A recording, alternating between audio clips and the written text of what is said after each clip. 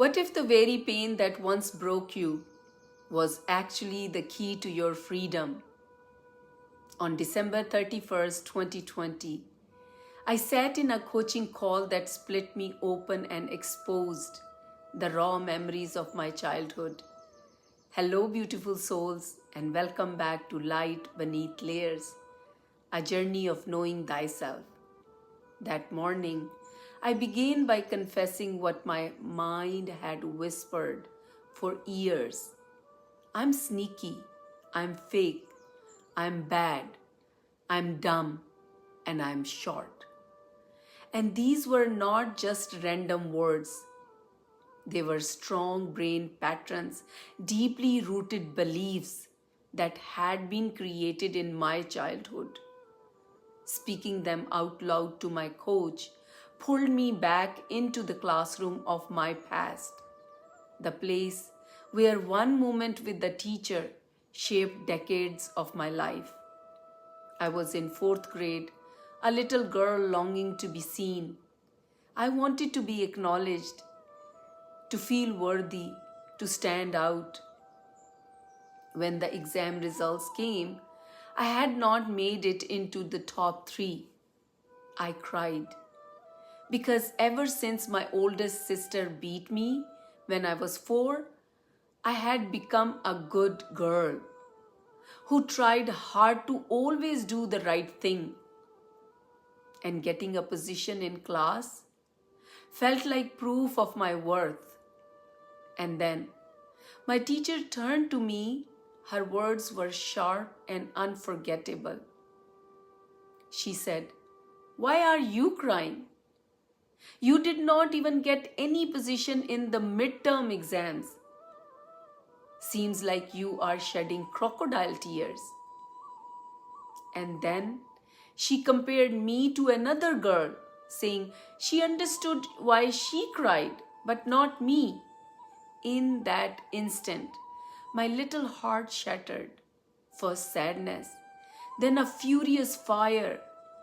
In the wounded language of a child, I thought to myself, "You think I'm not intelligent? I will show you." And from that day forward, until the end of my education, I pushed myself to number 1 or number 2 in class. But in truth, I was not living for myself. I was living to prove that teacher wrong. And it did not stop there. Even in my daily life, in my relationships, in my business, and in almost everything I did, I carried that teacher in the back of my mind. It was like her shadow followed me everywhere, whispering in my ear that I was never enough. Every achievement, every effort became a chain tied to her voice, pulling me to prove myself again and again. And it was exhausting. During my call with my coach, as I shared this, I started crying like a child all over again. I could see not only my teacher but also my eldest sister, both of them standing in front of me yelling. I saw myself as a little girl on the stairs of the classroom veranda, helpless, burning inside. I told my coach, "I'm not ready to forgive these women. I want to punch them in the face." The anger ripped through me, but so did the grief. And then something shifted in my vision. The woman softened. I could sense my teacher's soul.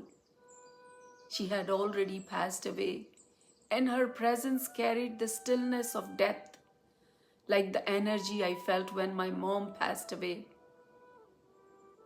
My sister's energy was different, still alive, still sharp. But both stood before me, no longer yelling. I kept crying, speaking the truth of my pain.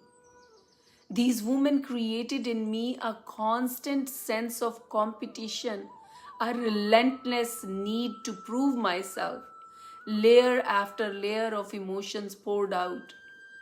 And then something miraculous happened. The pattern began to dissolve. In my vision, both women asked for forgiveness. At first, I resisted, but slowly and finally, I forgave them. And when I did, my coach reminded me they were fulfilling a soul agreement you made with them before coming to earth. Hearing that, I understood. My pain was not random, it was part of a larger design. And all I could say was, wow. That day became a turning point. A day when I realized how deeply childhood moments shape the patterns we carry.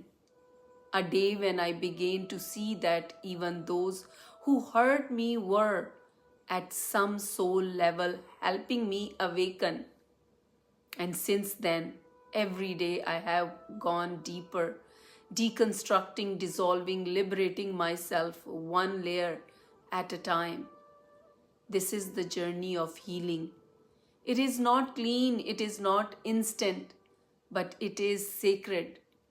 So I ask you, what childhood voice are you still trying to prove wrong? And are you ready to set yourself free? I upload new healing stories every Monday to Friday. Come back tomorrow and let us heal together, one story at a time.